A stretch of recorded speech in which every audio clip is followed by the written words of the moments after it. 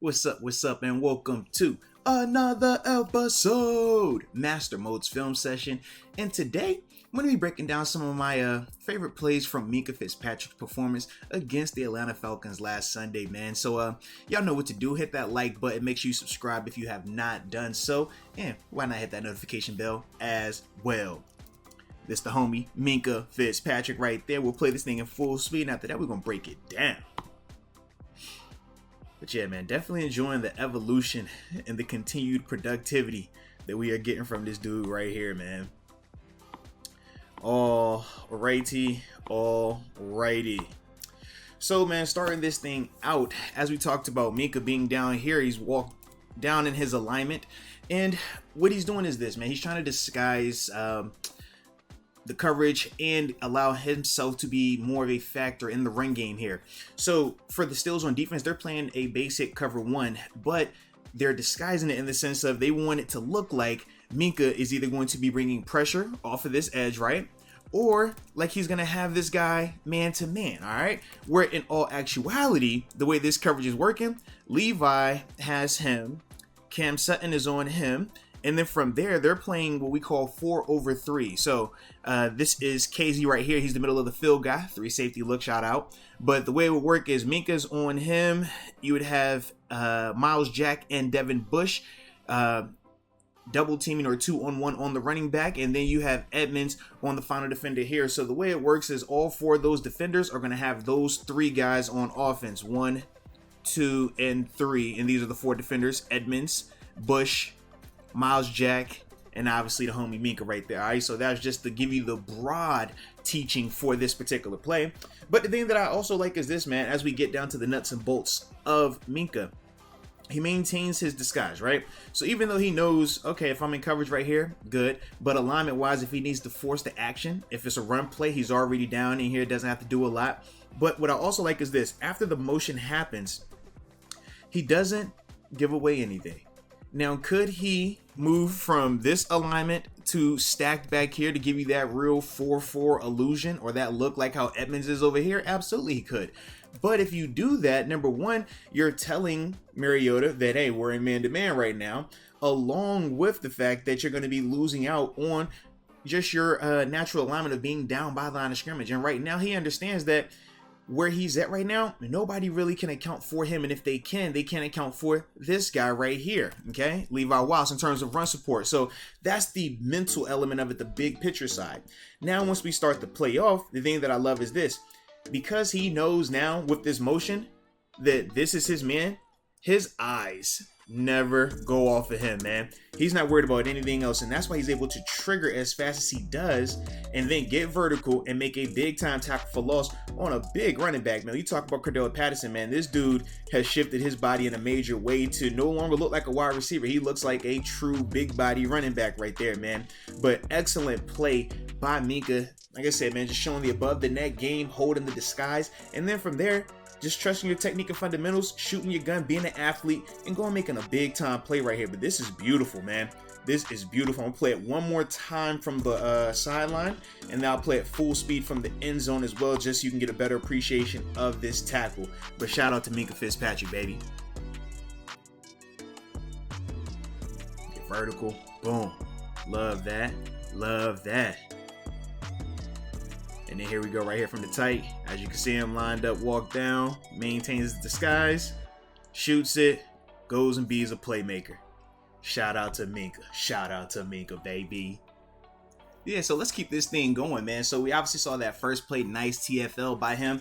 Now this play was beautiful because it just shows him in coverage making a big time stop on third down, but also we're getting that 3 safety look, and that thing is cooking.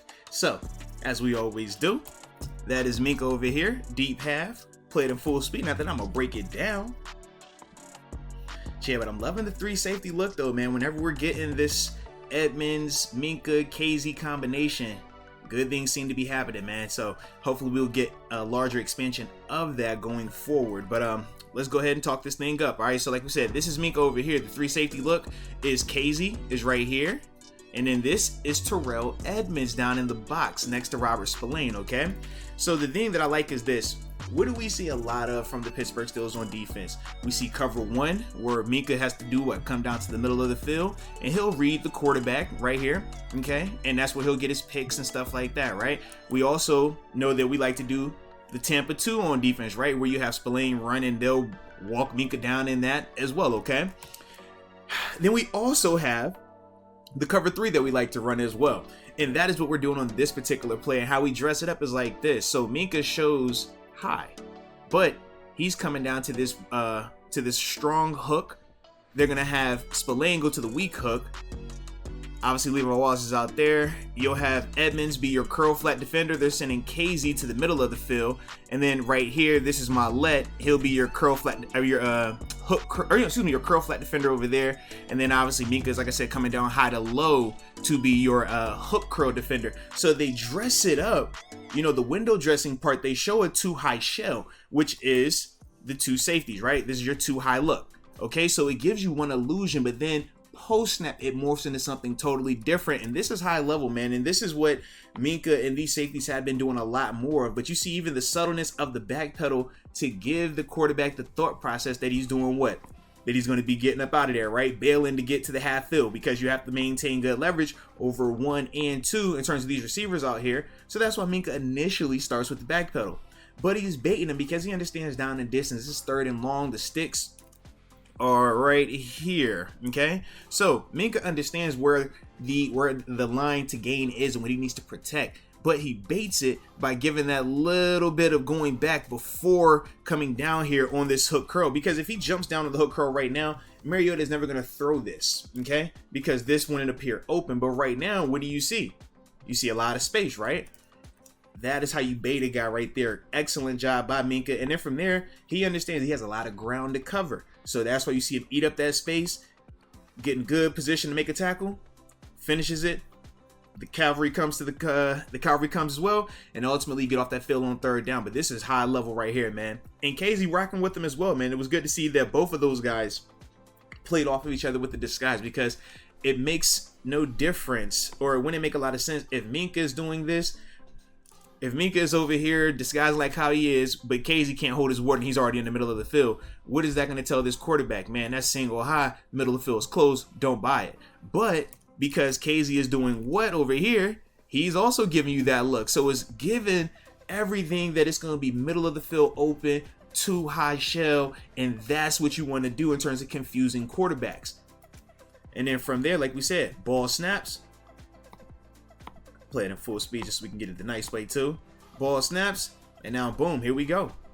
Let's get after it.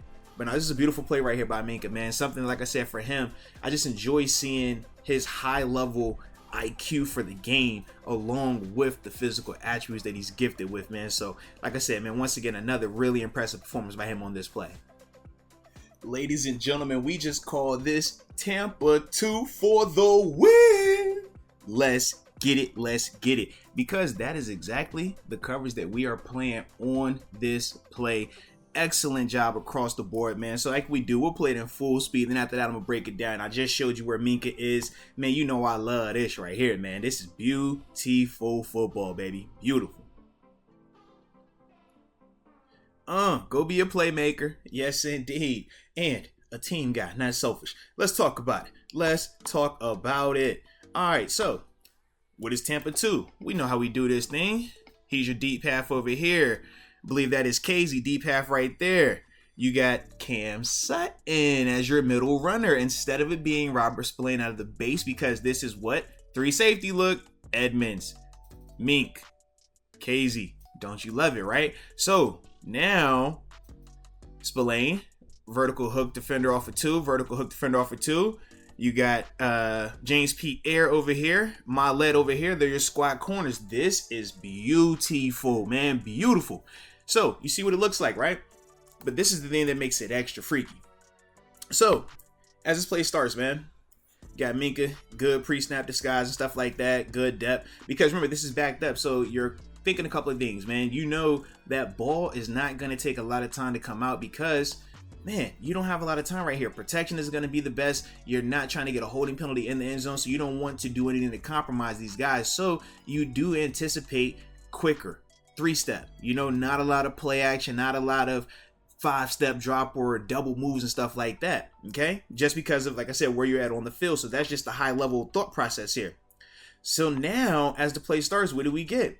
Excellent job by these guys underneath. They don't bail out of this thing because you don't have to. You're in a zone concept essentially, and you have help around you. So what do you get from Edmonds? He's staying square, shuffling, makes the receiver have to widen his route. Okay, so you see right here, that's Drake London. He's having to bubble it. So instead of him being able to come down fast, and now you're looking at a different angle because you're inside this, because you're inside of this defender right here.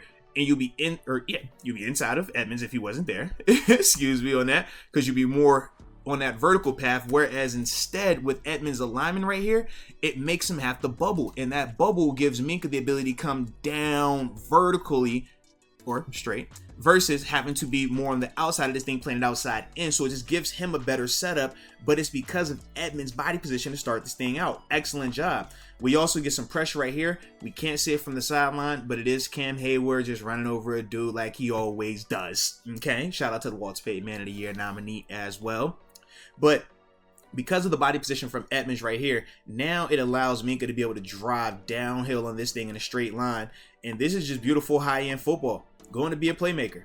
We're not waiting on it. We're not going to ask. We're going to go catch this rock, go take this game, and win this game. And this was beautiful right here, man. Beautiful.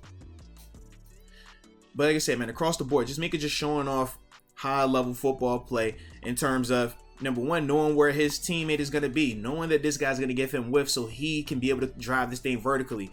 Also knowing where they're at on the field. It's not going to be a double move down here. You know what? Look at this pocket. Look at this pocket. This isn't a double move pocket. This is it has to come out right now pocket. So if you're Minkah, you don't have to be patient. You can drive right now on this play. And that's what he does because he knows how this thing is going to operate for him. And like I said, man, ball hits him right in the face. Excellent job catching it. And like I said, good job in terms of ending the game. Because if you score, yeah, it's going to be great for you in the stats and stuff like that. But obviously, you give the Falcons another opportunity to get the ball. So it was good to see that. But across the board, man, really impressed with what I've been seeing from Minkah this season, man. He continues to take his game to the next level, both physically and mentally. And yeah, man, I'm just extremely excited to watch what else he has in store for us this season. So you let me know your thoughts on Minkah's performance Sunday versus the Falcons, and ultimately what you think is on the table for him. Pro Bowl, All Pro.